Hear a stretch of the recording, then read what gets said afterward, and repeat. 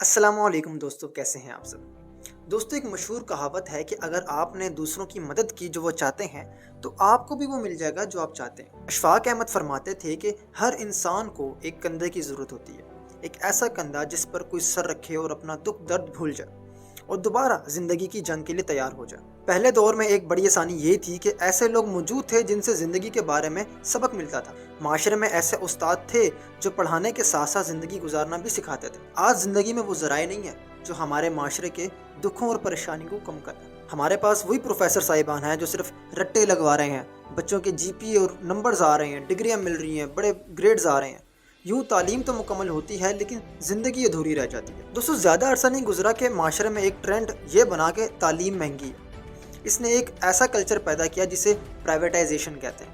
اس culture نے تعلیمی اداروں کو کمرشل کر دیا، جس کی وجہ سے پڑھانے والا استاد بھی کمرشل ہو گیا۔ نتیجہ یہ نکلا کہ طالب علم کے ذہن میں یہ بات بیٹھ گئی کہ میں تو پیسہ دے کر تعلیم حاصل کر رہا ہوں، اب میرا حق ہے کہ چاہے میں ادارے کی دیواریں خراب کروں، چاہے تو میں ادارے کے اثاثے برباد کروں۔ اس کا انتہائی نتیجہ یہ نکلا کہ اسٹوڈنٹ کسٹمر بن گیا، اس نے کسٹمر کی شکل اختیار کر لی اور استاد کی استادی نہ رہی اور وہ ایک بکاؤ مال بن گیا۔ وہ اساتذہ جن کے بارے میں کہا جاتا ہے کہ انہوں نے محفلیں آباد کی، جنہوں نے اپنی توانائیاں اپنے وسائل لگا کر سکھایا اور سمجھایا، جنہوں نے سمجھایا کہ جس طرح فزکس اور کیمسٹری ہوتی ہے اسی طرح زندگی کی بھی ایک فزکس اور کیمسٹری ہوتی ہے۔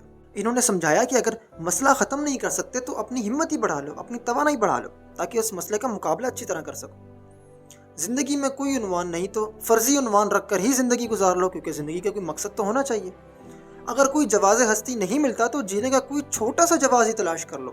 وہ بھی استاد تھے جو کہتے تھے کہ بڑی منزلوں کے مسافر چھوٹے جھگڑوں میں نہیں پڑتے، جو کہتے تھے کہ جس کی منزل بڑی ہے اس کا دل چھوٹا نہیں ہونا چاہیے، جو کہتے تھے کہ بڑے مقام کی طرف جا رہے ہو تو رستے میں اگر کتا پڑے تو اس کتے کو نہ پڑنا، اپنا راستہ بدل لینا۔ آج دوستو یہ باتیں سننے کو نہیں ملتی۔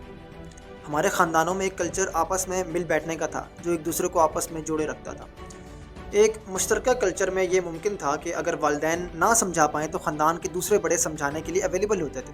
اس گھر میں یہ فائدہ تھا کہ اگر والد صاحب غصے والے ہیں تو کوئی بات نہیں، دادا تو نرم مزاج ہے۔ وہ معاشرہ یہ کہتا تھا کہ اگر ماں ڈانٹتی ہے تو کوئی بات نہیں، دادی جان بچا لیں گی۔ یہ سسٹم بھی آہستہ آہستہ ختم ہوتا گیا۔ آج 90% انسان کے سماجی مسائل میں ایک بڑا مسئلہ یہ ہے کہ اس کے پاس کوئی مخلص دوست نہیں ہے جس کو وہ اپنا غم سنا سکے، جو مشکل میں اس کی مدد کر سکے۔ جب کسی سے یہ پوچھا جاتا ہے کہ تمہارا گھر والوں کے ساتھ بھائی کیسا تعلق ہے تو جواب ملتا ہے بس ٹھیک ہے، روٹین کی زندگی گزر رہی ہے۔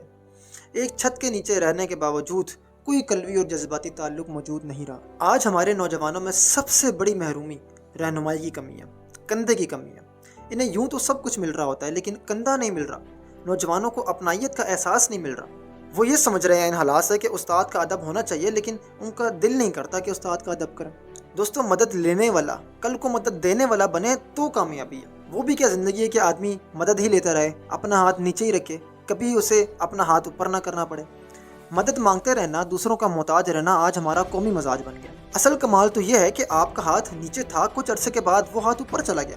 کمال تو یہ ہے کہ آپ کبھی کندھا ڈھونڈ رہے تھے، آج آپ کندھا پیش کر رہے ہیں۔ زندگی میں خلوص بہت طاقتور ہے۔ ایک چائے کا کپ، ایک بسکٹ، توجہ سے بات سننا، ذمہ داری کا مظاہرہ کرنا اور عزت سے رخصت کر دینا بہت زبردست بات ہے، اور یہ زبردست بات زبردست انسان ہی کر سکتا ہے۔ ہمارے معاشرے میں وہ تمام قدریں ختم ہو گئیں جو کندھا بناتی تھیں۔ پروفیسر تو مل رہے ہیں لیکن ان سے زندگی نہیں مل رہی۔ والدین تو ہیں لیکن تربیت کا فقدان ہے۔